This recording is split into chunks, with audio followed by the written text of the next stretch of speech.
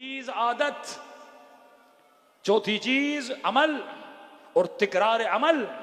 अगर कोई बुरी आदत है उसको छोड़ने के लिए अमल करना जरूरी है, और अमल रिपीटेडली जब करोगे तो वो खुदा तुम्हारे वजूद में लाएगा। आगाए बुरूजर्दी टेक्निक्स होती हैं किसी बुरी आदत को निकालने के लिए। कहते हैं आप बुरूजर्दी के लिए मशहूर है, फुकहा फरमाते हैं इनको गुस्सा बहुत आता था। कहते हैं मैंने नजर की अब अगर गुस्सा करूंगा तो 1 साल में रोजे रखूंगा।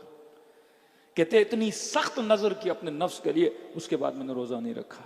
एक जवान आया किसी मौलाना के पास, मौलाना सुबह की नमाज पढ़ना तो चाहता हूं, उठ नहीं पाता। भाई क्यों? अलार्म रखो। का अलार्म भी रखता हूं लेकिन उठता हूं फिर बंद कर देता हूं, फिर सो जाता हूं। करते क्या हो? का टैक्सी चलाता हूं। कितना कमाते हो? दिन में 4-5 हजार कमाता हूं।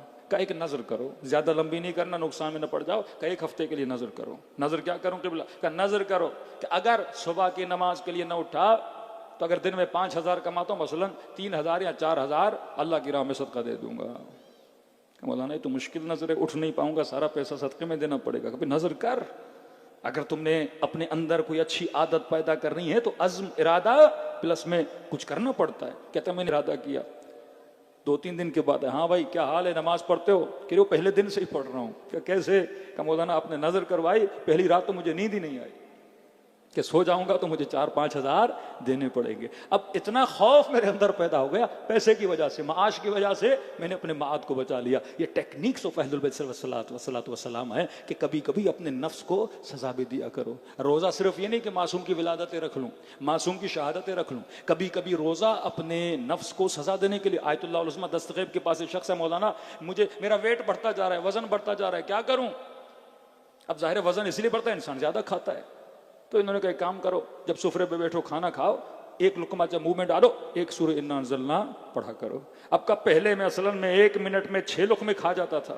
अब क़िबला के कहने पे 1 ही लुकमे पे 1 इन्ना अंज़लना पढ़ना था। तो इससे मेरी सेहत भी अच्छी हो गई और हर इन्ना अंज़लना के एवज में परवरदिगार आलम ने मुझे अजर भी देना शुरू कर दिया। तो इबादत के साथ इबादत, दुनिया के साथ दुनिया। तो इंसान अपना अज़्म, इंसान अपना हौसला, इंसान अपना इरादा मजबूत करता है तो फरमाया तब जाके अपनी इस्लाह कर पाता। आज मुआशरे में मसला इस्लाह का मसला है। मुआशरा सुधर गया, एक सोसाइटी बन जाती है।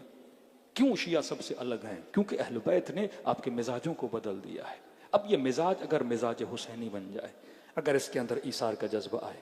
दूसरी चीज आगे नराकी फरमाते अगर बुरी आदत है तो उसका जिद अंजाम दो। जिद मतलब उसके अगेंस्ट करो।